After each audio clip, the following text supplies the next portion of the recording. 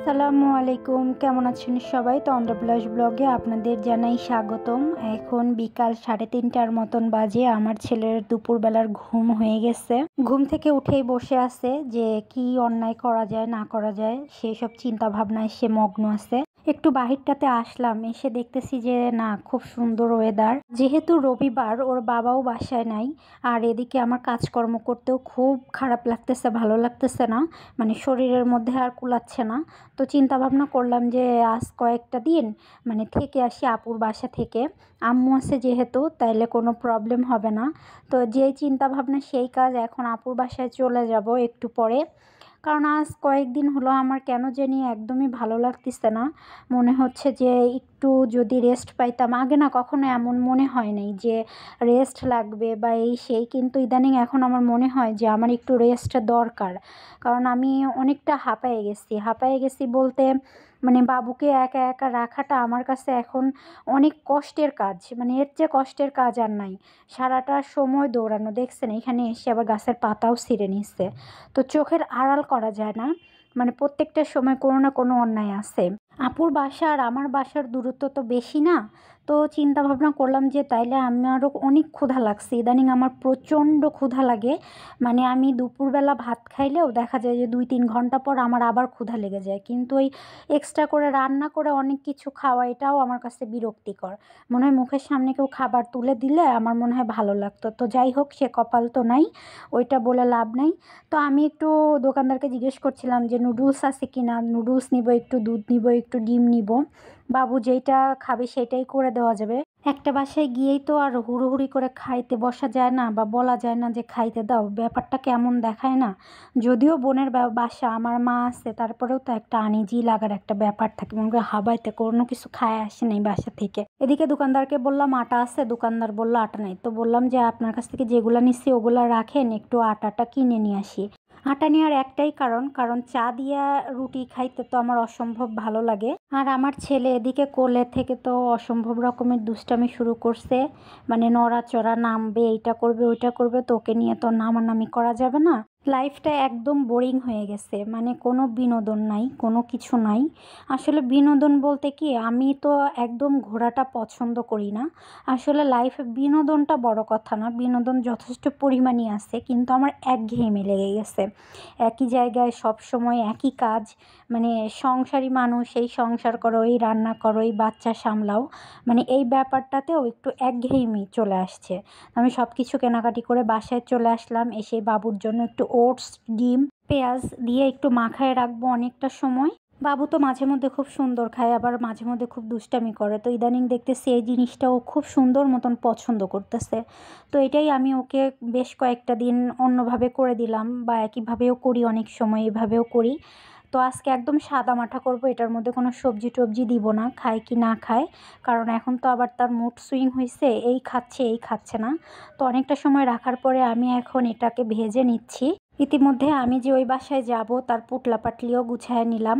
মানে একটা জায়গায় আপনি যাবেন, তার মানে কিভাবে যে যাইতে হয় বা কত কিছু করে যে যাইতে হয় আল্লাহই জানে। তো এখন আমি আবার একটু রান্নাটাও করে রাখতেছি, যে ওর বাবা এসে কি খাবে না খাবে। তো এই রান্নাটা করে দিয়ে গেলে তাও ও ভালো মতন খেতে পারবে। যদিও ফ্রিজটা নষ্ট হয়েছে, তারপরে হয়তো বা আজকালের মধ্যেই ও সেরে ফেলবে। তারপর অফিস থেকে এসে রান্না করবে, ব্যাপারটা কেমন দেখা যায়। তো সব কিছু চিন্তা করে মানুষটার উপর একটু মায়াই হইল। তো চিন্তা করলাম যে না, বিচারাকে আর কষ্ট দেওয়াটা ঠিক হবে না, আমি রান্নাটা করে রাখি। আর এদিকে আমার ডিমটাও প্রায় ভাজি শেষের দিকে, ওই পাশটা হয়ে গেলেই হয়ে যাবে।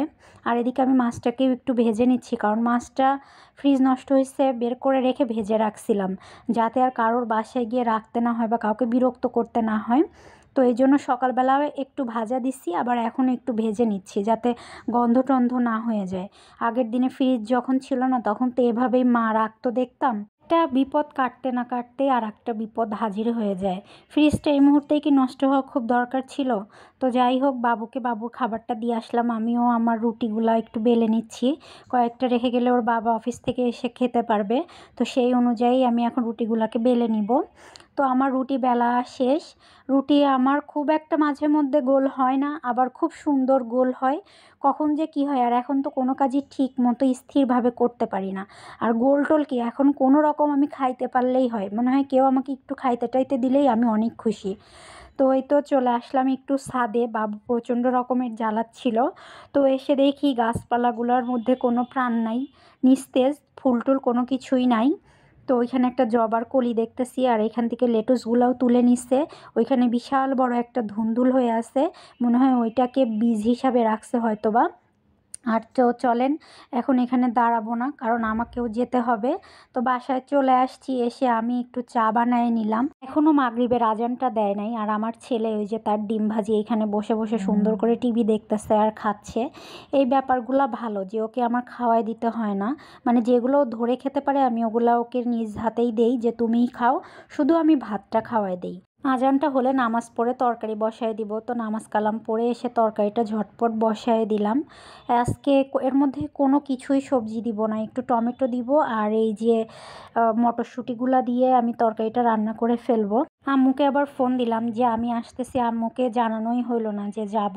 আর আমার বোনকে তো জানানোর কিছু নেই, আমার বোন মারা গেছে আপনারা জানেনই।